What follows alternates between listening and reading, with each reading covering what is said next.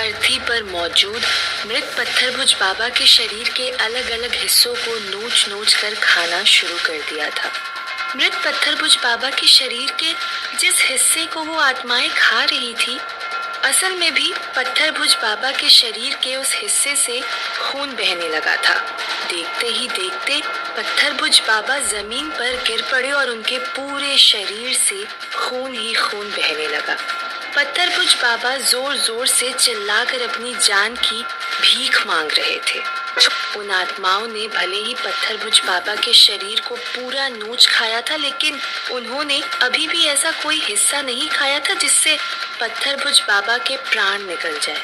इसीलिए इतना खून बहने के बाद भी पत्थरभुज बाबा जीवित थे और दर्द के मारे कराह रहे थे।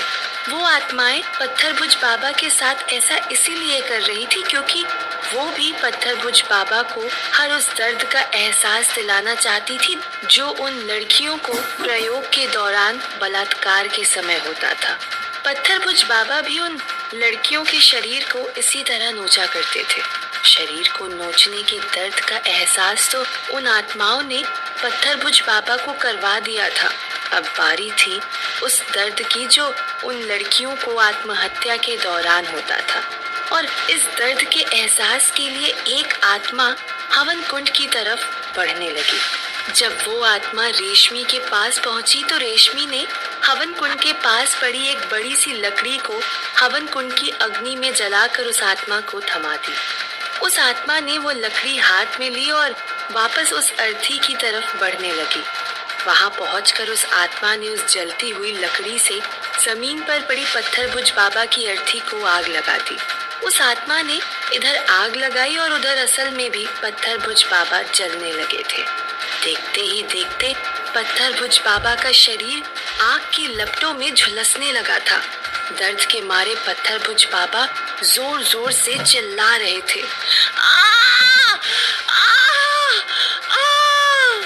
पत्थरभुज बाबा को उस तरह जिंदा जलते देख उन सभी आत्माओं के चेहरे पर एक संतुष्टि दिखाई दे रही थी। वहीं गांव वालों के चेहरे पर भी खुशी छलक आई थी। सभी आत्माएं भी अब उस भीड़ में अपने परिवार के लोगों की तरफ देखने लगी थी। उन आत्माओं के परिवार के लोग भी धीरे धीरे उन आत्माओं की तरफ बढ़ने लगे थे। रेशमी की नजरें भी कावेरी को ढूंढ रही थी। रेशमी ने चंद्रकला के पास में आकर रुंधे गले से पूछा, दीदी माई कौन है इसमें? कावेरी उस वक्त रेशमी से कुछ दूरी पर ही खड़ी थी, जो रेशमी की तरफ ही देख रही थी। चंद्रकला ने भी गर्दन के इशारे से रेशमी को कावेरी के बारे में बताया। जैसे ही रेशमी ने कावेरी की तरफ देखा, दोनों एक दूसरे की तरफ बढ़ने लगे। गांव के सभी लोग भी अपनी बेटियों को आखिरी बार जी भर के निहार लेना चाहते थे। रेशमी ने भी कावेरी के चेहरे को छूने के लिए अपना हाथ कावेरी की तरफ बढ़ाया। इधर रेशमी ने अपना हाथ बढ़ाया और उधर पत्थरभुज बाबा के चिल्लाने की आवाजें बंद हो गई। पत्थरभुज बाबा के प्राण निकल चुके थे। जैसे ही पत्थरभुज बाबा के प्राण निकले, वैसे ही उन आत्माओं को मुक्ति मिल गई। तो इससे पहले कि गांव के लोग अपनी बेटियों को निहार पाते, रेशमी अपनी माँ कावेरी को छूकर एहसास कर पाती, सभी आत्माएं एक एक करके हवा में समाहित होते हुए गायब होने लगी। देखते ही देखते सभी आत्माएं वहां से गायब हो चुकी थी।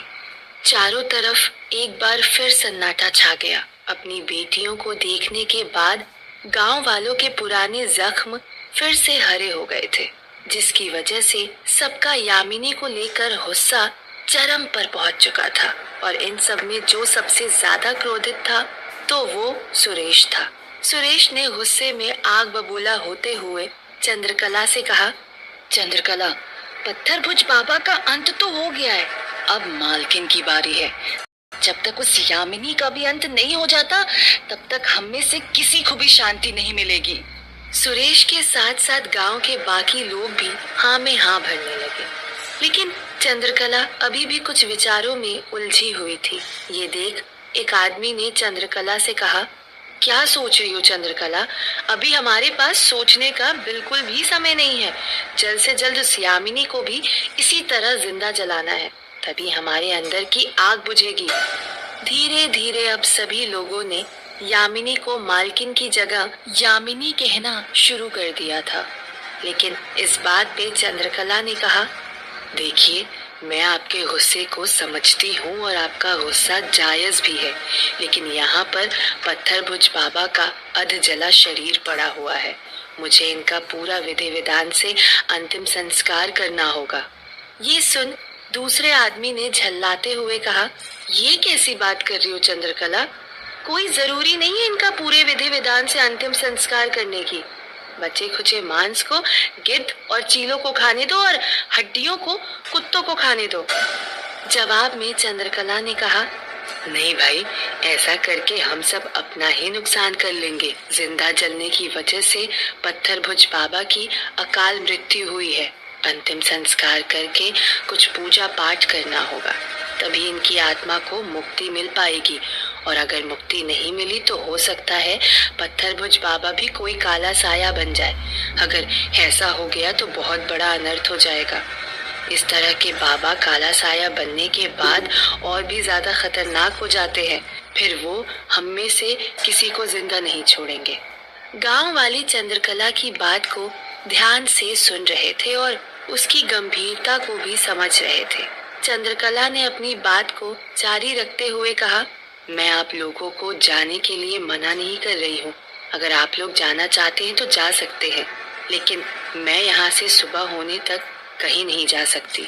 लेकिन बिना चंद्रकला के गांव वाले हवेली नहीं जाना चाहते थे, क्योंकि गांव वाले भी जानते थे कि यामिनी के इन पापों की सही सजा चंद्रकला ही उसे दे सकती है। इसीलिए पीछे खड़े एक चाचा ने कहा, नहीं चंद्रकला, जाएंगे तो सभी साथ में ही जाएंगे।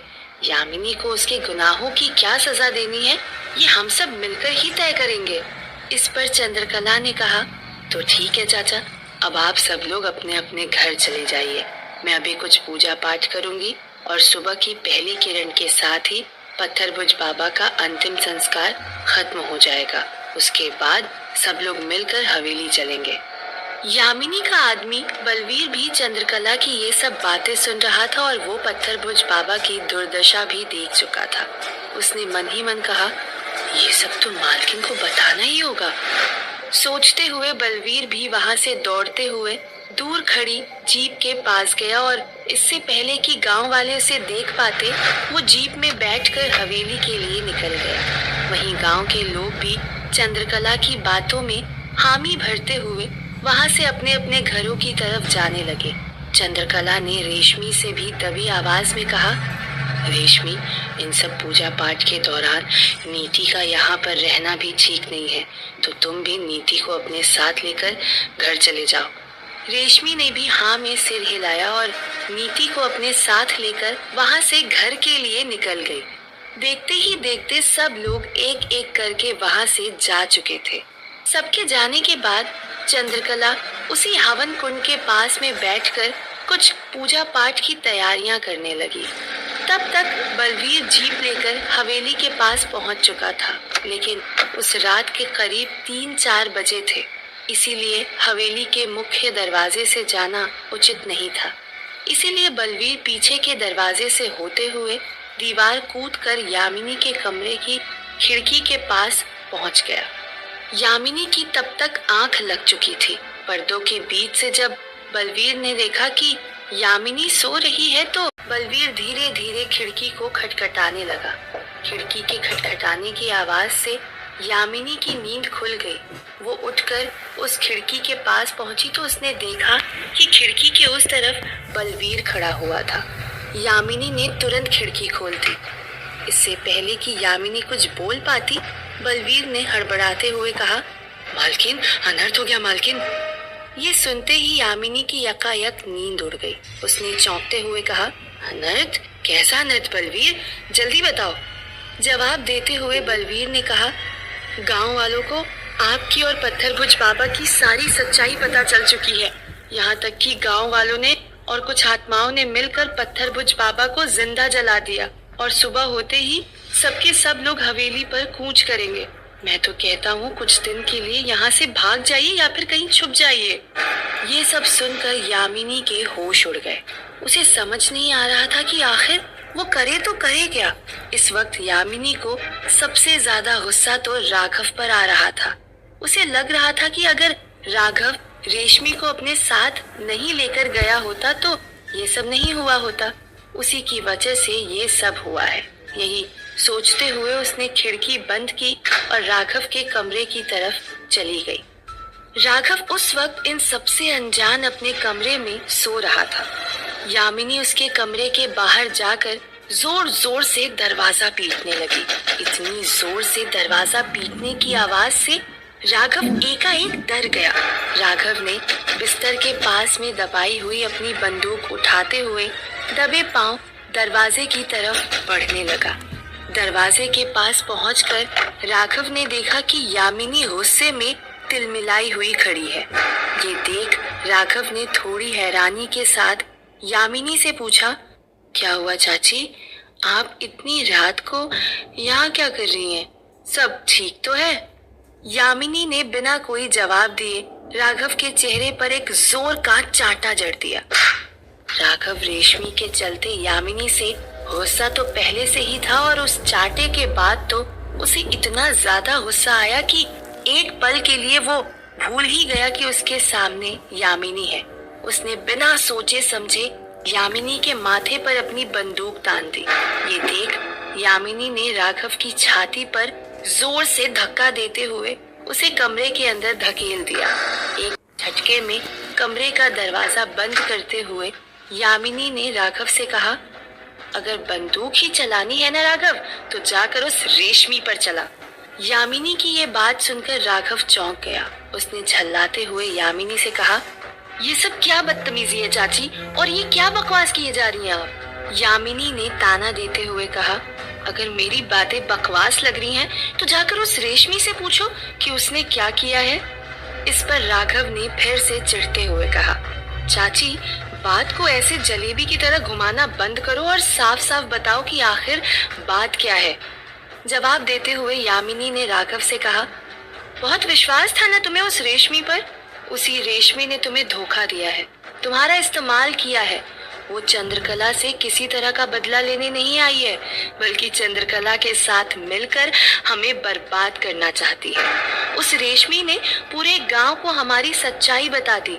गुस्से में गांव वालों ने पत्थरभुज बाबा को जिंदा जला दिया और अब मुझे मारना चाहते हैं। बात को खत्म करते करते यामिनी का गला भर आया था। यामिनी का गुस्सा अब डर में तब्दील हो गया था। रुंधे गले से यामिनी ने राघव के सामने गिड़गिड़ाते हुए कहा, राघव, राघव, मुझे बचा लो राघव। सब लोग मिलकर मुझे भी पत्थरभुज बाबा की तरह मार देंगे। मुझे बचा लो राघव। यामिनी की बातें सुनकर और उसकी ये हालत देखकर राघव भी हैरान रह गया था। रेशमी को लेकर भी उसका गुस्सा बढ़ता जा रहा था। उसने यामिनी को शांत करवाते हुए कहा, शांत हो जाइए चाची, कुछ नहीं होने दूंगा आपको, और अगर आपकी बात में जरा भी सच्चाई हुई तो उस रेशमी को भी मैं जिंदा नहीं छोड़ूंगा। कहते हुए राघव बाहर की तरफ बढ़ने लगा। यामिनी ने राघव को रोकते हुए कहा, राघव, राघव, पहले मुझे कहीं छिपा दो राघव, वरना पता चला तुम्हारे पीछे से गांव वाले मुझे मार देंगे। मुझे बहुत डर लग रहा है राघव। इस पर राघव ने कहा, लेकिन मैं आपको छुपाऊंगा कहाँ चाची? यामिनी ने जवाब में कहा, जगह मुझे पता है राघव, तुम बस हवेली में या गांव में किसी को भी कुछ बताना मत। ये कहकर यामिनी राघव को उसी कमरे की तरफ ले जाने लगी जहां यामिनी ने पत्थरभुज बाबा को छिपाए हुए था। उस तरफ जाते हुए यामिनी जब अपने कमरे से आगे निकली तो यामिनी ने कुछ सोचते हुए राघव से कहा, तुम यहीं रुको राघव, मैं अभी आती हूँ। यामिनी की बात सुनकर राघव बाहर ही खड़ा रहा और यामिनी कमरे के अंदर चली गई। कमरे के अंदर आते ही यामिनी हड़बड़ी में उस अलमारी की तरफ गई जहां उसने वो पत्थरभुज बाबा का झोला रखा था। यामिनी अपनी अलमारी को खोलकर उस झोले को भी अपने साथ ले जाने लगी। वो मालती के साई की बोतल के साथ कोई भी जोखिम नहीं लेना चाहती थी, लेकिन जैसे ही उसने उस झोले को उठाया, देखा कि उसे वो झोला कुछ हल्का हल्का लग रहा था। यामिनी उस झोले को अपने बिस्तर पर रखकर उसे खंगालने लगी। ये देख यामिनी के होश उड़ गए कि उस झोले के अंदर मालती के काले साए की बोतल ही नहीं थी। यामिनी अपना सिर पकड़कर वहीं पर बैठ गई और सोचने लगी कि आखिर वो बोतल कहाँ गई होगी।